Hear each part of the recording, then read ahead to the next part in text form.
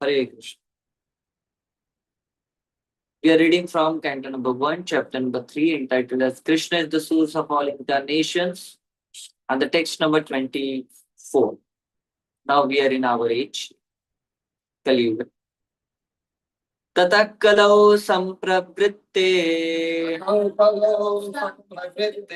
सम्मोहाय सुरद्विषा बुद्धो नाम्नां जनः सूतः कीकटेषु भविष्यति. Will take place. Translation and purport by His Divine Grace A.C. Bhaktivedanta Swami Maharaj Srila Prabhupada. Srila Prabhupada ki Jai. Translation.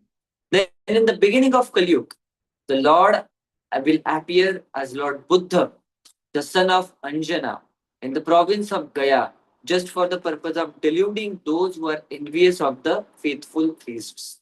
Purport. Lord Buddha, powerful incarnation of Supreme Personality of Godhead, appeared in the province of Gaya, Bihar, as the son of Anjana, and he preached his own conception of non-violence and deprecated even the animal sacrifices sanctioned in the Vedas. At the time when Lord Buddha appeared, the people in general were atheistic and preferred animal flesh to anything else. On the plea of Vedic sacrifice, every place was practically turned into a slaughterhouse, and animal killing was indulged in unrestrictedly. Lord Buddha preached non-violence, taking pity on the poor animals. He preached that he did not believe in the tenets of Vedas and stressed the adverse psychological effect incurred by animal killing. Less intelligent men of age of Kali who had no faith in God followed his principles. And for the time being, they were trained in moral discipline and non-violence. The preliminary steps of proceeding further on the path of God realization. He deluded the atheists because such atheists who followed his principles did not believe in God but kept their absolute faith in Lord Buddha, who himself was the incarnation of God. Thus, the faithless people are made to believe in God in the form of Lord Buddha. That was the mercy of Lord Buddha. He made the faithless faithful to him. Killing of animal, therefore, before the advent of Lord Buddha was the most prominent feature of society. People claim that these were Vedic sacrifices. When the Vedas are not accepted through the authoritative disciplic succession, the casual readers of the Vedas are misled by the flowery language of that system of knowledge. In the Bhagavad Gita, a comment has been made on such foolish scholar, Avipashchitaha.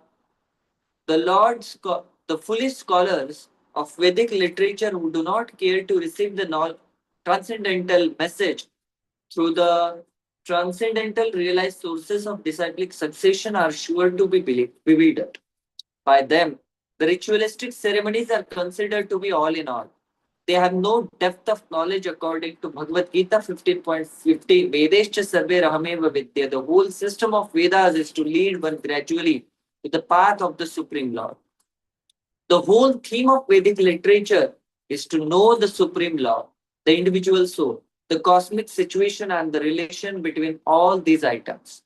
When the relation is known, the relative function begins, and as a result, such a function, the ultimate goal of life going back to Godhead, takes place in the easiest manner.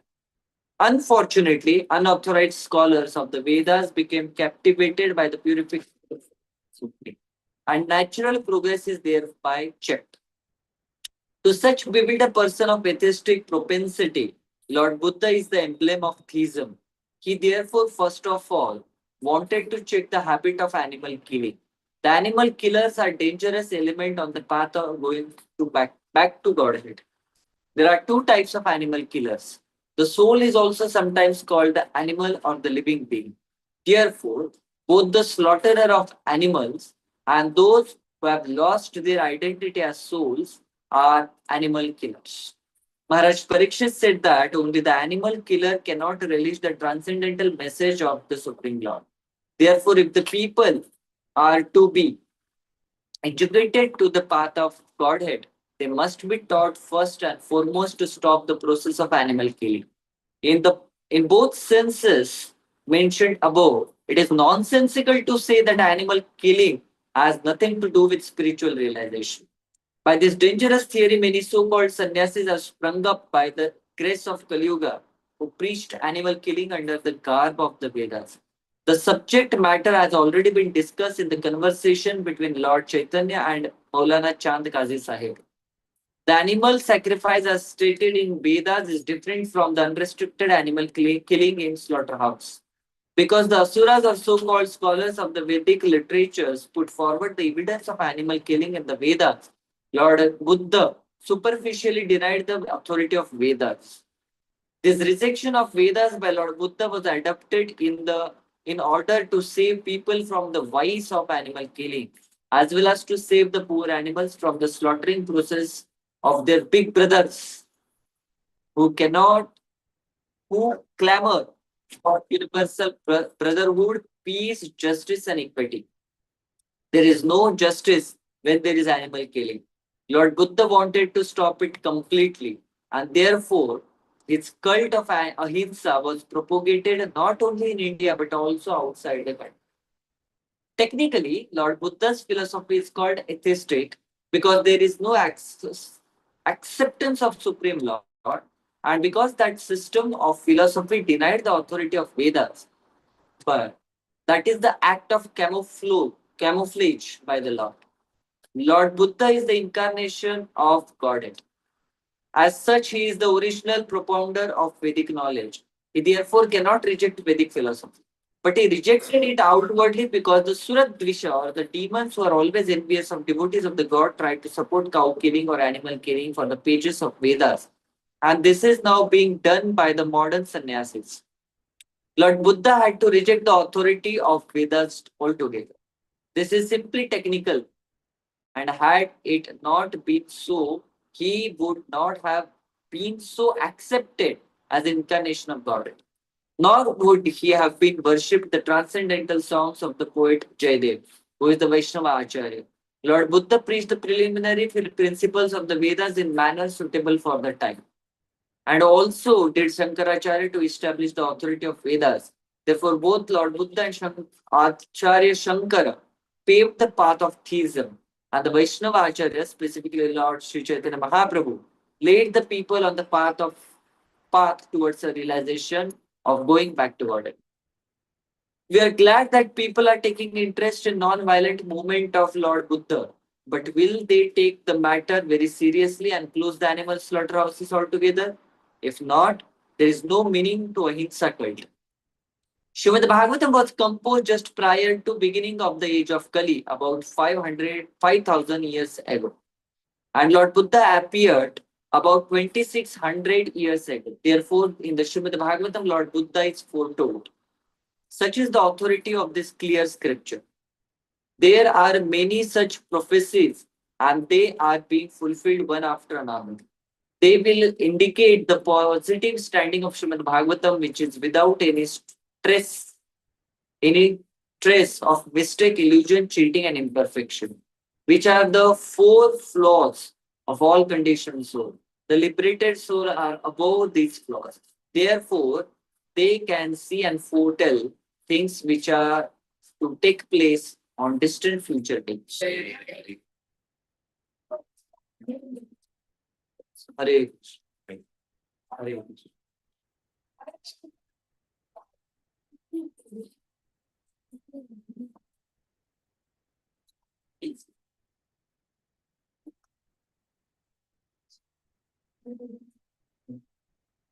तो आज का Shrimad Bhagavatam class Hindi में होगा। मैं अपने antenna और मेरे radio को स्विच कर लेता हूँ अलग फ्रीक्वेंसी। तो आप आए हुए सभी भक्तों का बहुत बहुत स्वागत है आज के श्रीमद् भागवत कक्षा में। जो भी बच्चे 18 और 16 के नीचे है कृपया आगे आके बैठ सकते सभी के सभी। 16 वाले पीछे बैठ सकते, बाकी के सब आगे आ सकते। आइए आप।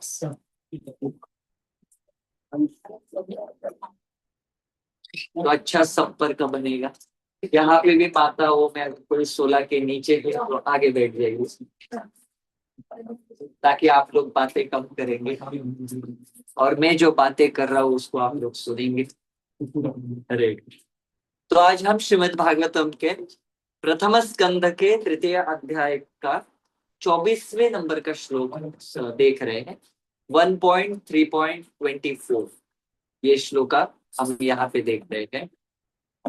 तो इस श्लोका के अंदर जो भगवान बुद्ध है, जो 2600 साल पहले इस धरातल पे गया नाम की जगह पे, जो बिहार में है, वहां से प्रकट हुए थे और उन्होंने अहिंसा का जो तत्व है उसको आगे बढ़ाया। तो श्रील प्रभुपाद का जो तात्पर्य है वो विशेष रूप से हम लोगों को बहुत सारी चीजें क्लियर कर देता है कि भगवान बुद्ध जो है इस भौतिक जगत में आने के बाद विशेषता उन्होंने अहिंसा का जो तत्व ज्ञान है उसको आगे क्यों बढ़ाया कर।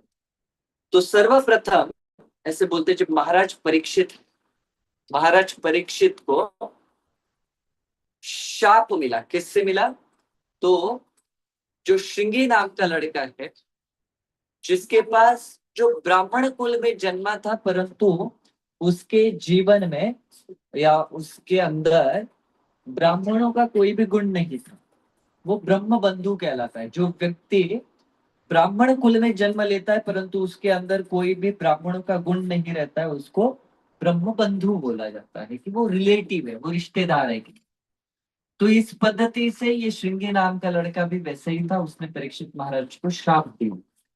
तो शास्त्रों के अनुसार से उसी दिन से जो ब्राह्मण कुल में जन्मे हुए लोग हैं उनमें से जो गुण होने चाहिए उनका एक एक करके जो गुण है वो समाप्त होने लगा। इस पद्धति से कलयुग में जैसे बोलते हैं कि कलौ शूद्र संभवा, कलयुग में सारे के सारे व्यक्ति जो जन्म लेते हैं वो वैसे देखा जाए तो उनका बुद्धि बहुत कम है, उनका भगवान के प्रति विश्वास बहुत कम है और वो आध्यात्मिक दृष्टि से भी ज्यादा उनका बुद्धि कार्यरत नहीं होता है। तो इस पद्धति से कलयुग के जीवात्माओं के लक्षण बोले गए। तो विशेषता कलयुग में क्या है, बहुत सारे लोग हैं जो शास्त्र का अध्ययन करते हैं परंतु शास्त्रों का अध्ययन करने के बाद उसमें जो लिखा गया है उसका अपने मन के हिसाब से तर्क वितर्क करते हैं। अरे नहीं नहीं जी, ये ऐसा होगा। आपको पता है वो जो शास्त्र है ना, वो मेरे गांव में अहम संहिता नाम का शास्त्र था, उसमें ऐसा लिखा है। ऐसा कोई शास्त्र रहते नहीं है जीवन में, परंतु लोग क्या करते हैं अपने मन से चालू करते हैं। तो शास्त्र ऐसे बोलते हैं, यह शास्त्र विधि उत्सृज्य वर्तते काम कारणा न स सिद्धिं न वाप्नोति न सुखम न परामगति।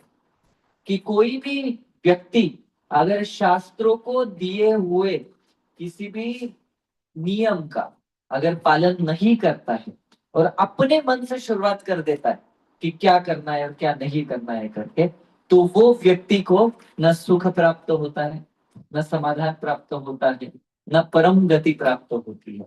वो व्यक्ति को इसी भौतिक जगत में दुखों का सामना करना है। इसलिए शास्त्रों में जो दिया है उसका पालन करना बहुत महत्वपूर्ण है हमारे जीवन में। ना कि मेरे मन में आया, आई लहर भाया कहर, ऐसा नहीं होना चाहिए हमारे जीवन में। ठीक है, तो अगर हमें बोला है, आचार्यों ने शास्त्रों ने बोला है 4 नियमों का पालन करना चाहिए। 4 नियम कौन से है? मांसाहार नहीं करने का, जुआ नहीं खेलने का, शराब सिगरेट ये नहीं पीने का करके, तंबाकू, फिर उसमें क्या क्या आता है वो, तंबाकू का मशरी भी आता है उसमें, गुटखा भी आता है उसमें, चाय कॉफी भी आती है उसमें। हाँ प्रभु जी, चाय कॉफी चाहे तो जान मांग लो लेकिन हमसे हमारी चाय कॉफी मत मांगो। ऐसे कुछ कुछ लोगों का होता है जिंदगी में, क्या करे। ठीक है, जान भी दे देंगे बाद में भगवान के लिए, चिंता नहीं है, परंतु चाय कॉफी पहले छोड़िए, बाद में भगवान देख लेंगे कि जान चाहिए या नहीं चाहिए उनको। और फिर उसके बाद है व्याभिचार भी करना, पर पुरुष या पर स्त्री का संबंध नहीं रखना है। और फिर बोला कि 16 माला करनी चाहिए करके। नहीं प्रभु जी टाइम काम मिलता है प्रभु जी। अच्छा क्या काम रहता है आपको? प्रभु जी सुबह बच्चे उठते हैं, उनका डब्बा बनाना पड़ता है, फिर पति के लिए डब्बा बनाना पड़ता है, फिर कपड़े धोने पड़ते हैं, फिर उसके बाद हमारा घर साफ करना पड़ता है, फिर बर्तन धोने पड़ते हैं, फिर उसके बाद फिर थोड़ा दोपहर में वाम भूखी लेनी होती है, शाम का खाना बनना है, दोपहर का खाना बनना है, और शाम को फिर सीरियल आती है, उसको कौन देखेगा, है ना। वो सीरियल्स जब आती है, इसका पति है वो उसको छोड़ के चला जाता है, फिर वो प्लास्टिक सर्जरी करवा लेती है ना, all those kind of stuff. उसकी सास इसके खिलाफ षड्यंत्र रचती है, उसकी ननंद इसके तरफ षड्यंत्र रचती है, और वो मनी मन में बात करते हैं, जो लाउड स्पीकर से भी हमें जोर से सुनाई देती है, अच्छा मेरे खिलाफ षड्यंत्र रचे, आज मैं देखती हूँ तुम्हारे साथ ना, ऑल स्टफ। तो उसमें हम टाइम पास करेंगे, परंतु हम भगवान का नाम जप नहीं करेंगे, क्योंकि हमारे पास टाइम कहाँ पे है ना। क्योंकि सास भी कभी बहू थी, कहानी घर घर की, ये कौन देखेगा फिर, राइट। सो इस पद्धति से हमारे जीवन में हमारा बहुत सारा टाइम हम ऐसे ही बर्बाद कर देते हैं, परंतु शास्त्रों में बोला है कि मनुष्य का जन्म जो मिला है हम लोगों को, वो भगवान की भक्ति करने के लिए मिला है। आहार निद्रा भय मैथुनम च सामान्य एतत् पशुभिर नराणाम धर्मो ही तेषाम् अधिको विशेषो धर्मेण हीन पशुभिर समान। अगर कोई भी व्यक्ति केवल अपना आहार, निद्रा, भय, मतलब अपने आप को बचा के रखना इस भौतिक जगत में, और मैथुन मतलब क्या, स्त्री संग या पुरुष संग करते रहना, इन चीजों में अगर हम रहेंगे तो क्या होगा, हम पशु के समान रहेंगे, क्योंकि पशुओं को भी वो चीज मिलती है ना। जो सामने गली में कुत्ता या बिल्ली रहती है, उसको खाना नहीं मिलता है क्या, खाना मिलता है, वो सोता नहीं है क्या, वो सोता है। वो अपने आप को रक्षा नहीं करता है क्या, जैसे ही दूसरा कुत्ता चालू कर देता है वो, क्यों, ये मेरा टेरिटरी है, इसमें नहीं आने का, बराबर है।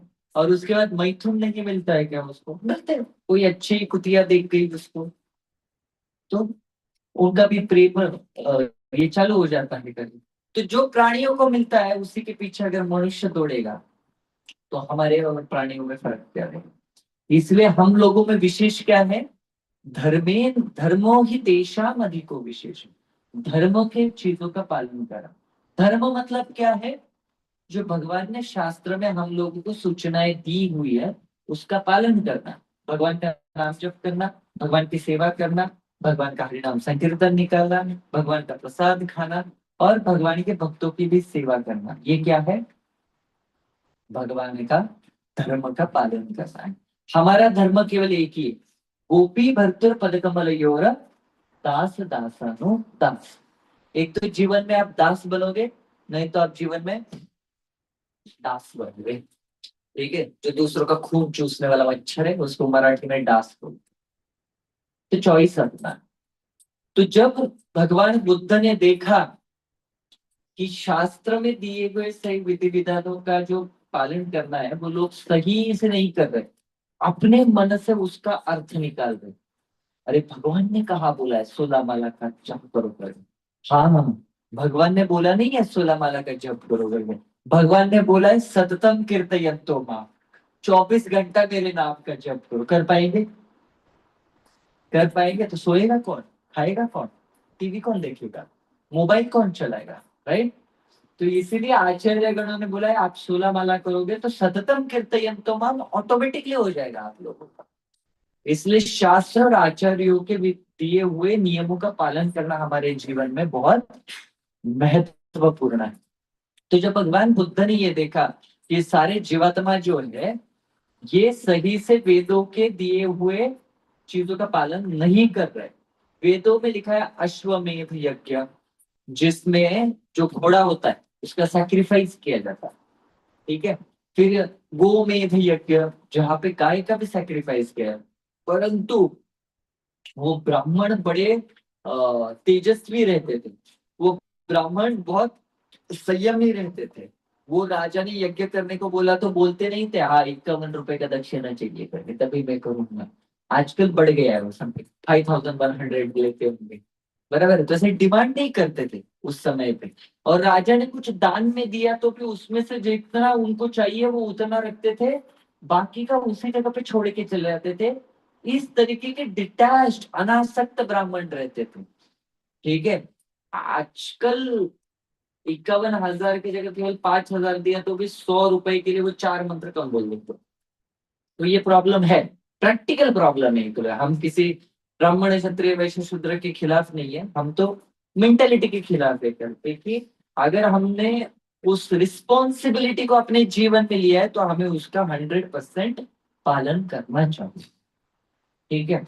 तो जब भगवान बुद्ध ने ये चीज देखी कि जो लोग हैं अपने धर्म का बिना पालन करते हुए शास्त्र में दिए हुए विधि विधानों को गलत तरीके से डिस्टॉर्टेड वर्जन, मतलब क्या तोड़ मरोड़ के उनको जो चाहिए उस हिसाब से इस्तेमाल कर रहे हैं। मतलब क्या, शास्त्रों के अंदर दिया है कि यज्ञ के टाइम पे इस प्राणी को आप क्या कर सकते हैं, सेक्रीफाइस कर सकते हैं, उसकी बलि दे सकते हैं।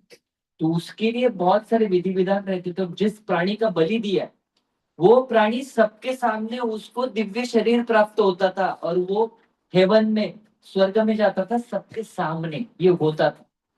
अभी वो होता नहीं है। हम आधे मंत्र बोलेंगे आधे नहीं बोलेंगे, बोला रस्सा तैयार हो गया है क्या, मैं अभी बलि चढ़ाने ही वाला हूँ, मसाला रेडी हो गया है। तो हमारा जो बलि रहता है वो मोस्टली हमारी जिह्वा के लिए रहता है। आज किसका मांस खाने की इच्छा हुई है, उस हिसाब से हम बलि देते हैं। अरे नहीं नहीं नहीं नहीं, मुझे बकरी नहीं पसंद आती, तो क्या पसंद आता है, मुर्गा थोड़ा सा अच्छा रहता, वो भी देसी मुर्गा चाहिए।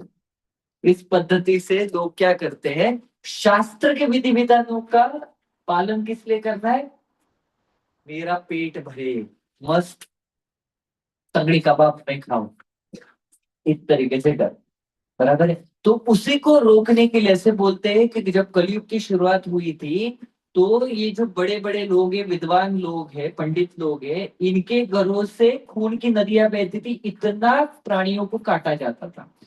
तो भगवान से वो देखा नहीं गया। भगवान श्रीमद् भागवत भगवत गीता में बोलते 15वें अध्याय में, ममे वांशो जीवलोके जीव भूत सनातना मनष्ठानी इंद्रियानी प्रकृति स्थानी कर्षति। जो प्रकृति है उसके अंदर आने के बाद भौतिक जगत में जितने भी प्राणीगण दिख रहे, भगवान ने केवल मनुष्य का नाम नहीं लिया, भगवान ने केवल बड़े बड़े स्वर्ग के देवी देवताओं का नाम नहीं लिया, ब्रह्मा जी का नाम नहीं लिया। भगवान बोलते जितने भी आपको प्राणी मात्र दिख रहे, जीवात्माएं दिख रहे, वो सारे के सारे, गधा घोड़ा कुत्ता बिल्ली मनुष्य देवी देवता, सारे के सारे किसके अंश है, मेरे अंश। चाहे वो ब्राह्मण क्षत्रिय वैश्य शूद्र ब्रह्मचारी गृहस्थ वानप्रस्थ सन्यासी काला गोरा American African Australian Russian Ukrainian Pakistani Bangladeshi भारतीय, कोई भी व्यक्ति रहे, स्त्री पुरुष, सारे के सारे कौन है, मेरे अंश है, ये भगवान बोलते हैं। तो अगर एक अंश जो मनुष्य के शरीर में है, एक जीवात्मा, वो दूसरा मुर्गी के बकरी के शरीर में रहने वाले जीवात्माओं को अगर काटता है तो भगवान को दर्द नहीं होगा। एक जो बच्चा है वो पुरुष के शरीर में है और एक जो जीवात्मा है वो स्त्री के शरीर में है, ठीक है, लेकिन माता के लिए तो दोनों भी समान है ना। तो अगर बेटी को जाते जाते ठोकर लग जाती है तो माँ को दर्द होता है करके, और अगर बेटे को ठोकर लग गई तो भी माँ को तकलीफ होती है, प्रोवाइडेड ज्यादा नटखट ना हो बच्चे। तो अच्छा होता है, लग गई तेरे को 10 बार बोला सामने में, ऐसा भी होता है। बट अंदर से तो दर्द होता है कि लग गई करके, भले ही वो शाब्दिक रूप से कभी कभी हमें दिखे कि माँ हमें डांट रही है, ये माँ बोल रही है अच्छा हुआ करके, परंतु अंदर से वो बाद में जाके हल्दी लेके आ जाएगी करके, लगा लेकर के, या ऑइंटमेंट लेके आ जाएगी। तो वैसे ही भगवान जो है, भगवान के सारे जो अंश है, वो सारे अंश भगवान को प्रिय है, चाहे वो प्राणी के शरीर में, चाहे वो मनुष्य के शरीर में, चाहे देवी देवता में। तो अगर हम किसी प्राणी को मारते तो भगवान को अच्छा लगेगा या बुरा लगेगा, बुरा लगेगा।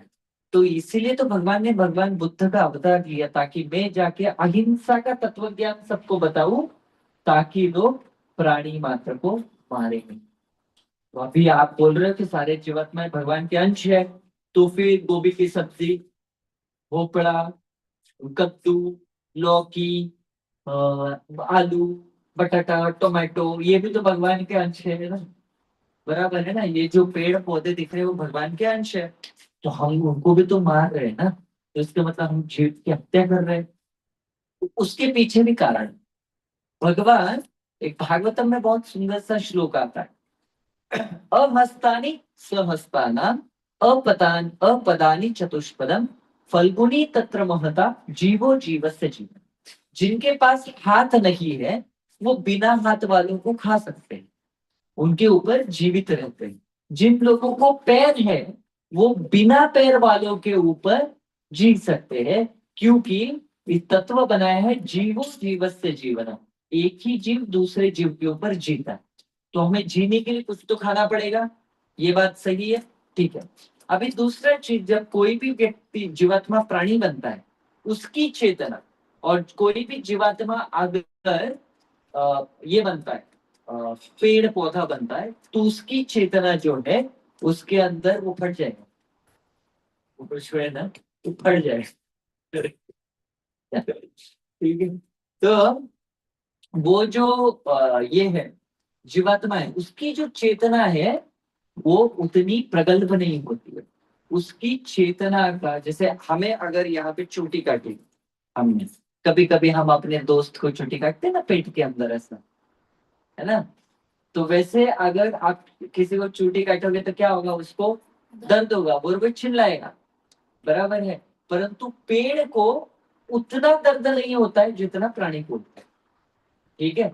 दूसरा चीज, भगवान भगवत गीता में ये भी बोलते हैं कि अगर कोई भी व्यक्ति केवल अपने सुख के लिए खाता है, अपने जिह्वा के लिए और टेस्ट के लिए खाता है, तो वो व्यक्ति केवल क्या खा रहा है, पाप खा रहा है। परंतु अगर कोई व्यक्ति वो चीज मुझे ऑफर करता है, मुझे उसका भोग लगाता है, तो पेड़ पौधों को काट के खाना भी एक पाप की तरह है, क्योंकि वो जीवात्मा है। परंतु अगर उसका भोग हम भगवान को चढ़ाते हैं, तो भगवान बोलते हैं भुंजते थे अगम पाप ये पश्चंत्यात्म कारण। ये भगवान भगवत गीता में बोलते हैं कि उसमें से सारे पाप निकाल करने का काम मैं करूंगा, और जैसे ही पाप निकलेगा शुद्ध प्रसाद आपको मिल जाएगा, जिसको खा के आपके जीवन का और आपके हृदय दोनों का भी शुद्धिकरण हो जाएगा। वो कैसे शुरुआत होती है उस श्लोक की, अहम वैश्वानरो भूत्वा प्राणिनाम देहमाश्रित प्राणापान समाना। कोई सर्च कर सकता है उस श्लोक का, भुंजते ते अधम पाप ये पचन्त्यात्मकाः यत्करुष्य यदस्मासि यज्जुहोषि तपस्वी। हाँ, कोई सर्च कर सकता है तो भुंज, मैं भी सर्च कर सकता हूँ यहाँ पे।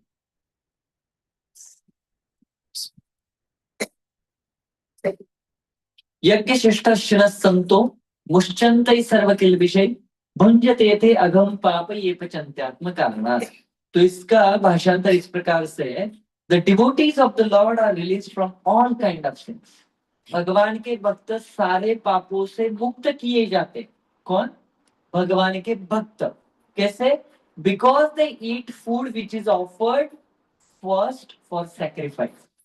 जो यज्ञ में ऑफर किया हुआ फूड है, जो अन्न यज्ञ में भगवान को अर्पित किया गया है, उसको भक्त खाते, इसलिए वो सारे पापों से मुक्त होते हैं। तो यहाँ पे यज्ञ मतलब हम तो घर में यज्ञ नहीं करते और उसमें फल तो डालते नहीं है, परंतु हरिनाम भी क्या है, यज्ञ है। हरिनाम संकीर्तन यज्ञ, यज्ञ संकीर्तन प्राय यजंती ही सुमेधसा। तो संकीर्तन जो मूवमेंट है श्रील प्रभुपाद का, चैतन्य महाप्रभु का, उसको भी यज्ञ बोला गया। और उस यज्ञ के अंदर श्री चैतन्य श्रील प्रभुपाद और चैतन्य महाप्रभु और हमारे आचार्यों ने हमें भगवान को भोग अर्पण करने की विधि दी है। तो उस यज्ञ के अंदर हमने उसे अर्पण किया है, तो वो भी इसी कैटेगरी में आता है। अदर्स मतलब बाकी के लोग, who prepares food for their personal sense enjoyment, अगर अपने खुद के इंद्रिय तृप्ति के लिए कोई अन्न बना रहा है, भगवान को बिना ऑफर के भोग लगाए वो अगर खा रहा है, तो वेरीली ईट ओनली सिंस, तो वो व्यक्ति केवल पाप खा रहा है। ये भगवान भगवत गीता के 3रे अध्याय के 13वें श्लोक में हमें बता रहा है। इसलिए वृंदावन में आप जब कभी मिठाई लेने जाओगे ना, तो उनके डब्बों के ऊपर एक स्लोगन लिखा हुआ रहता है। कभी किसी ने पढ़ा है वृंदावन में, ब्रज में? नहीं। जो भी खाए प्रभु को भोग लगा के खाए, ऐसा लिखा हुआ रहता है हर एक डब्बे के ऊपर। जो भी खाए प्रभु को भोग लगा के खाए करके। तो ब्रजवासी उसका ये जानते हैं। और इसीलिए ये ब्रजवासी जो है, उनका सबसे फेमस जो वन ऑफ द फेस्टिवल है, जो त्योहार है, वो भगवान को भोग लगाने का ही है। और वो त्योहार का नाम है गोवर्धन पूजा। और आज गोवर्धन पूजा। तो भले हमारा क्लास 8:30 तक समाप्त होता है, परंतु मुझे बहुत अच्छे से पता है प्रेम नगर के प्रेमी भक्त आज जो हरिनाम करते हुए आए, आप सभी के लिए ब्रेकफास्ट बनते बनते टाइम जाएगा। इसलिए मेरे पास टाइम है, तो मैं गोवर्धन की कथा करूंगा। ठीक है, तो आज थोड़ा एक्स्ट्रा देर तक हम भगवान की कथा करेंगे, और फिर उसके बाद हम दामोदराष्टकम करेंगे। ठीक है, किसी को, मुझे नहीं लगता किसी को वो जाना है। इनको तो सबको छुट्टी है, पटाखे थोड़े से 9 बजे के बाद फोड़ लेंगे। ठीक है, रात के नहीं, सुबह के बोल रहा हूँ मैं। ठीक है, और इनको छुट्टी है, और ब्रेकफास्ट यहाँ पे मिलेगा, तो माताओं को भी जल्दी जाने की कोई जरूरत नहीं है। ठीक है, माताएं बोल देंगी तो प्रभु लोग तो बैठने ही वाले हैं। तो मुझे कृष्ण कथा करने का मौका मिला। तो भगवान को भोग लगाने का ये जो सबसे बड़ा त्योहार है, वो सबसे पहले ब्रजवासियों ने मनाया। ब्रजवासियों से हम एक चीज हमारे जीवन में बहुत सुंदर सी सीख सकते हैं, वो है हर एक चीज का जो सेंटर है, केंद्र है, वो भगवान है, कृष्ण है। वो और किसी को अपने जीवन में नहीं चाहते। कोई अन्य देवी देवता, भला बुरा व्यक्ति, साधु संत, उनको जीवन में कोई नहीं चाहिए। एकले ईश्वर कृष्ण आर सार भृत्य। ये जो तत्व है ना, केवल मेरे जीवन के स्वामी और पति कृष्ण है। बाकी मुझे मेरे जीवन में कोई नहीं चाहिए। इस तत्व का अगर कोई सही तरीके से पालन करता है, तो वो ब्रजवासी है करके। इवन एक देवता का वो पूजा करते, गोपिया कात्यायनी देवी का। लेकिन वो पूजा भी वो क्यों करते मार्गशीर्ष महीने में? ताकि कृष्ण हमारे पति बन सके। तो उनके लिए बहुत क्लियर है, हमारे लिए जीवन में कोई है तो वो कृष्ण। ये जब व्यक्ति अपने जीवन में इस तत्व को पूरे तरीके से पालन करता है और केवल कृष्ण को अपना स्वामी समझ लेता है, और उस पद्धति का शरणागति कृष्ण के प्रति दिखाता है, तभी हम लोग जाके गोलोक वृंदावन के लिए पात्र बन जाए। जीवन में और कोई नहीं चाहिए। तुम जाओ, तुम जाओ, तुम जाओ, सब लोग जाओ, केवल कृष्ण चाहिए मुझे अपने जीवन में। तो जो कोई भी व्यक्ति बीच में आएगा, वो बोलता हरे कृष्ण, केवल कृष्ण को। ठीक है, इसका मतलब हमारे भौतिक जगत में आने के बाद जो हमें ड्यूटीज मिली है ना, जो हमारे कर्तव्य है, उसका पालन नहीं करते, ऐसा नहीं है। वो भी अभी अपने घर का गोबर उठाती थी, अपने घर के गायों का दूध निकालती थी, अपने बाकी के घर वालों का सेवा करती थी, खाना बनाती थी, खाना परोसती थी, बच्चों का ख्याल रखती थी, परंतु मन में वो कृष्ण को अपना स्वामी मानते थे हमेशा। ये ब्रजवासियों का प्रेम। तो कृष्ण 7 साल के थे, और उन्होंने देखा कल दामोदर लीला हो चुकी वृंदावन में। कल भगवान ने अपने आप को बंधा दिया है करके। ठीक है, और उस दिन कृष्ण ने बांधा था, तो उस समय सारे जितने भी दासियां और बाकी गोपियां हैं, वो सारी इंद्र पूजा की सेवा में क्या थी, लगी हुई। सब बिजी थे, इंद्र की पूजा करनी है, इंद्र की पूजा करनी है, इंद्र की पूजा करनी है। क्योंकि इंद्र कौन है? बारिश के देवता है। और आज गोवर्धन पूजा है, इसलिए कल शाम को तो बारिश करवाया इंद्र ने, हमें याद दिलाने के लिए कि गोरेगांव में इस्कॉन चालू हुआ है, वो वृंदावन से अभी नहीं, तो मुझे थोड़ा बारिश गिराने दो, तभी तो गोवर्धन पूजा संपन्न होगी। हरे कृष्णा। ठीक है, तो वहां पे इंद्र पूजा चल रही थी। तो इंद्र की पूजा क्यों करनी है? क्योंकि सारे जो गोवर्धनवासी, ब्रजवासी, बरसानावासी, ये वैश्य है। वो गायों का पालन पोषण करते हैं, और वो क्या करते हैं, अपना जो खेत है, खेती खलिहान में काम करना, ये सब कुछ क्या करते हैं, ब्रजवासी हमेशा अपने जीवन में करते हैं। तो ये सब चीजें करनी। गाय का अगर पालन करना है तो गाय को घास चाहिए, खेती करनी है तो खेती के लिए पानी चाहिए करके। और ये पानी के ऊपर अगर उनको अवलंबित रहना है तो पानी का सबसे बड़ा स्रोत क्या है? बारिश। और बारिश के देवता कौन है? इंद्र। इंद्र। तो इंद्र को खुश करेंगे तो बारिश होगी, इंद्र को खुश नहीं करेंगे तो बारिश बिल्कुल नहीं होने वाली है। लगता है इस साल मुंबई वालों ने इंद्र को बहुत ही ज्यादा खुश किया था। मई अप्रैल में से जो बारिश चालू हुई वो अभी अक्टूबर तक चल रही है करके। ठीक है, तो मेरा निवेदन है गोरेगांव वासियों से ज्यादा खुश मत कीजिए। ठीक है, तो ये इंद्र के लिए सब लोग जो है वो पूजा कर रहे थे और अलग अलग भोग बना रहे थे कि चलो दाल बनाओ, राइस बनाओ, पकोड़े बनाओ, स्वीट बनाओ, रसगुल्ला, रसमलाई, संदेश, बर्फी, समोसे, भेलपूरी, पानी पूरी, शेव पूरी, आपको जो जो पसंद आता है वो पकड़िए। हाँ, दही पूरी पसंद है, ठीक है। बट सब कुछ विदाउट ओनियन गार्लिक है, क्योंकि इंद्र भी कांदा लहसुन नहीं खाते। ठीक है, वो भी मशरूम और मसूर दाल नहीं खाते। ठीक है, तो कांदा लहसुन चॉकलेट वगैरह तो इंद्र खाते नहीं। तो उनके लिए भी ये सब जो भोग है वो बन रहा था। और इंद्र की पूजा के लिए तैयारियां चल रही थी, फल वगैरह आ रहे थे। और कृष्ण छोटे से 7 साल के, आप में से कौन है यहाँ पे 7 साल का? ठीक है, नहीं वो 7 साल के नहीं रहेंगे, बड़े रहेंगे। ठीक है, तो 7 साल के तो कृष्ण नंद महाराज को पूछते हैं कि आप क्या कर रहे हैं, इतना चहल पहल क्यों चल रही वृंदावन के अंदर? तो नंद महाराज बोलते देखो हम कल इंद्र पूजा करने वाले हैं करके। बोलते अच्छा वो क्या है करके? बोलते इंद्र भगवान जो है उनके लिए यज्ञ करेंगे, और उस यज्ञ में इंद्र भगवान को इतना सारा जो हमने भोग बनाया है उसको अर्पण करेंगे। फिर क्या होगा? कृष्ण पूछते, फिर इंद्र भगवान खुश हो जाएंगे। अच्छा फिर उसके बाद क्या होगा? तो वो बारिश करेंगे, और फिर उसके बाद खेत खलियान लहराएंगे, फलेंगे, फूलेंगे, हमारे लिए पानी आएगा, और सब कुछ हो जाएगा। तो हम क्या बनेंगे फिर? अच्छे से साल भर खा पिएंगे, गायों का सेवा कर पाएंगे।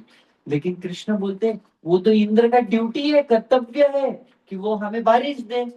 अगर हम अपने कर्तव्यों का पालन कर रहे हैं, कोई ब्राह्मण है, कोई क्षत्रिय है, कोई वैश्य है, कोई शूद्र है, कोई ब्राह्मण, कोई गृहस्थ है, वानप्रस्थ है, सन्यासी है, ब्रह्मचारी है, अगर अपनी ड्यूटीज का, कर्तव्यों का वो पालन कर रहा है अच्छे से, तो इंद्र भगवान उसको ऑटोमेटिकली बारिश देंगे। तो बोलते नहीं, लेकिन ये सब कुछ बोला गया है। बोलते कहाँ पे बोला है, बताइए मुझे कोई। 7 साल के बच्चे क्या कर रहा है? आर्ग्यूमेंट कर रहा है। हमारा बच्चा आर्ग्यूमेंट कर रहा है तो चुप रहे, क्या पता तेरे को, शांति से बैठ। अरे, एक लड्डू उसके मुंह में ठूस देंगे हम लोग, शांत करवा देंगे। लेकिन कृष्ण से इतना प्रेम करते थे, कृष्ण ने कोई भी प्रश्न पूछा तो भी ब्रजवासी उसका उत्तर देते थे। लॉजिक्स रहते थे ना भगवान के पीछे। और अपने मोहिनी सूरत से तो सबको मोह लेते थे वो। तो प्रश्न ही इतना प्रेम से पूछते थे कि सामने वाला पहले पानी पानी हो जाता था, फिर उसके बाद ऑटोमेटिकली आंसर आता ही था। जैसे छोटे से बच्चे रहते ना, गुब्बू गुब्बू एकदम गाल बड़े, जिनके गोरे गोरे से, ठीक है, ऐसा एकदम गप्तुल बैठा हुआ है, और आप क्या कर रही है, तो ऐसा पूछते ही हम लोग, अरे इतना प्यारा बच्चा है करके। तो ठीक है, तो उसका ना कुछ नहीं, मैं आपके लिए खाना बना रही हूँ, खाने में क्या बना रहे हैं। जैसे जैसे क्वेश्चन पूछता है ना, तो वैसे बच्चा देख के आदमी पूरा ये हो जाता है, पानी हो जाता है। हृदय में हमारे बहुत प्रेम भावना जागृत हो जाती है वैसे बच्चे के प्रति। तो सोचिए, जो वो बच्चों का जो वो क्या बोलते हैं उसको, इनोसेंस एंड दैट क्यूटनेस जो रहता है ना बच्चों का, उसका पर्सोनिफिकेशन है कृष्ण। तो वो प्रश्न पूछे तो क्यों नहीं आंसर मिलेगा? तो बोलते नहीं, देखिए लेकिन इंद्र के प्रति अगर हम ये नहीं करते तो इंद्र कुपित हो जाएंगे। बोलते हम वैश्य हैं, हम बहुत अच्छे से अपना सेवा कर रहे हैं, तो इंद्र को तो बारिश देनी ही पड़ेगी क्योंकि उनका वो कर्तव्य है। और पानी के लिए हम किसके ऊपर? यमुना के ऊपर डिपेंड करते हैं। और घास के लिए, बाकी सब चीजों के लिए, लकड़ी के लिए हम गोवर्धन के ऊपर अवलंबित है। तो इंद्र से ज्यादा तो हमें गोवर्धन की पूजा करनी चाहिए। कि क्या, गोवर्धन की पूजा करनी चाहिए? बोलते हैं हाँ, क्योंकि सबसे पहले हमें यह सारा स्त्रोत देने का कार्य कौन करता है? गोवर्धन करता है। तो गोवर्धन का पूजा करना चाहिए। और विशेष रूप से ब्रजवासी सारे मान गए कि हमें क्या करना चाहिए, गोवर्धन की पूजा करनी चाहिए। 7 साल के बच्चे का हम लोग कितना सुनते हैं हमारे घर में, कोई नहीं। 7 साल के बच्चे का क्या, 25 साल के बच्चे का नहीं सुन, और 25 साल क्या जी, 40 साल के बच्चे का नहीं सुनते, जल्दी से करें। बोलो हरि नाम लेने को बोलो नहीं सुनेंगे घर पे करके। तो ऐसा है। तो हम सिलेक्टिव रहते हैं। लेकिन ब्रजवासियों ने कृष्ण का सुना। तो इंद्र ने जब देखा, देखो पूरा बाकी का जगत और वैश्य कम्युनिटी जो है सब इंद्र की पूजा कर रहे थे, केवल ब्रजवासी गोवर्धन की पूजा कर रहे थे। लेकिन जीवन में ईगो, अहंकार इतना बड़ा रहता है अपने जीवन में कि ठीक है सब कर रहे तो कर रहे, लेकिन ये क्यों नहीं कर रहे। हिरण्यकशिपु के साथ वही प्रॉब्लम था ना, पूरी दुनिया उसके सामने सलाम करते, हाँ जी महाराज जी, हाँ जी महाराज जी। केवल एक ही बंदा था जो उनका मानता नहीं था, कौन था, प्रहलाद महाराज, उनका खुद का बच्चा। अरे पूरी दुनिया सुन रही है ना, तो इसको थोड़ा सा निगलेक्ट कर लो, थोड़ा सा दुर्लक्षित कर दो करके, नहीं इसने भी सुनना चाहिए मुझे, ये क्यों एक्सेप्शन रहे, ये क्यों अपवाद रहे।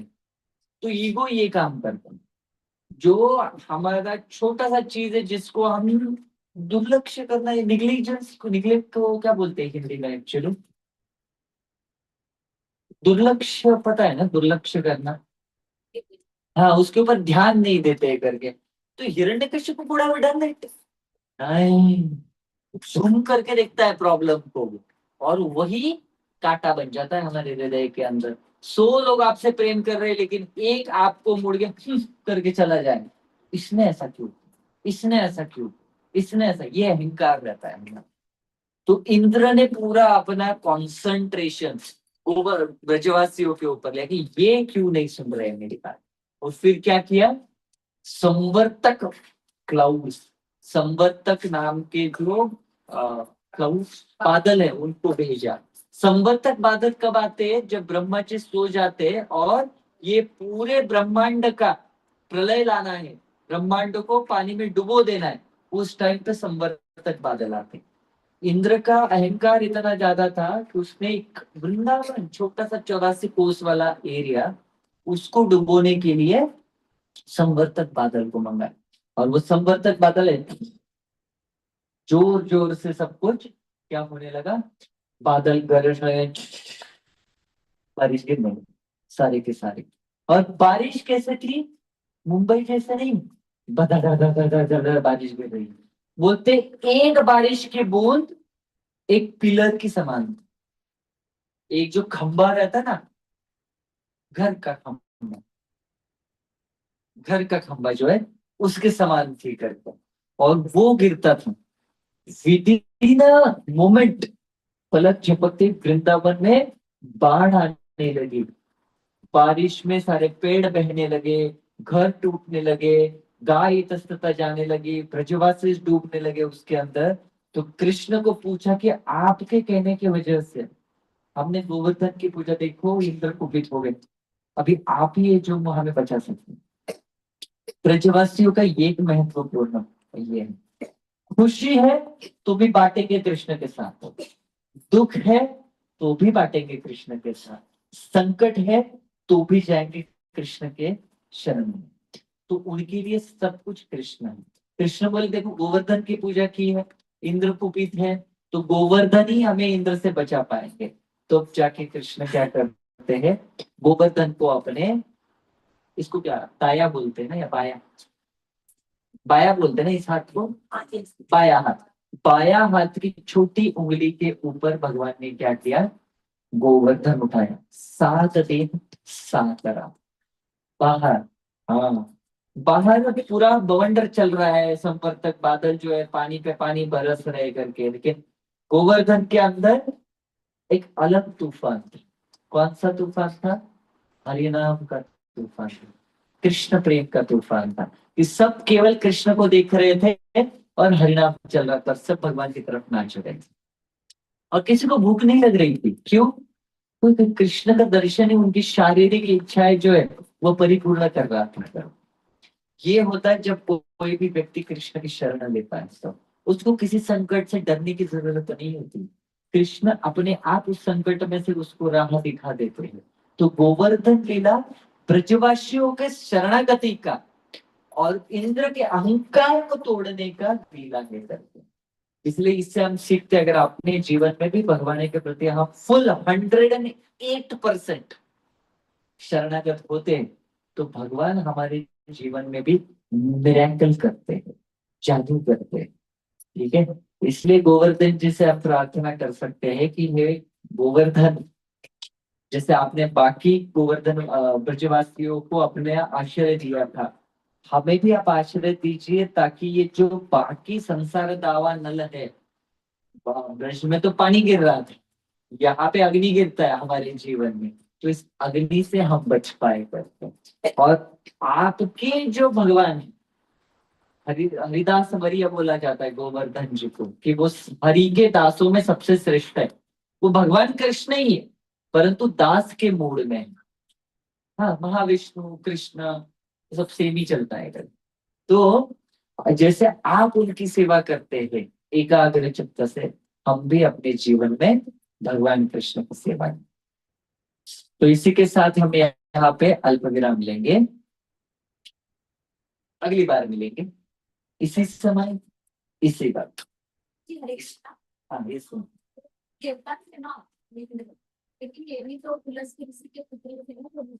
कौन?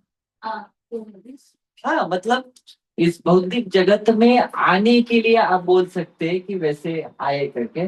वैसे तो भगवान साक्षात वो खुद है, गोवर्धन जी जो है, और आध्यात्मिक जगत में वो स्वयं है, वहां पे रहते हैं। लेकिन भौतिक जगत में आना है, तो जैसे भगवान आते हैं, सुभद्रा राधा रानी बाकी के गण आते हैं, तो माता पिता के द्वारा आते हैं, जैसे देवकी और वसुदेव के द्वारा भगवान आए। तो वैसे ही गोवर्धन जी भी इस भौतिक जगत में आते तो उसी प्रकार से आते हैं। यमुना जी सूर्य देवता से आती है करके।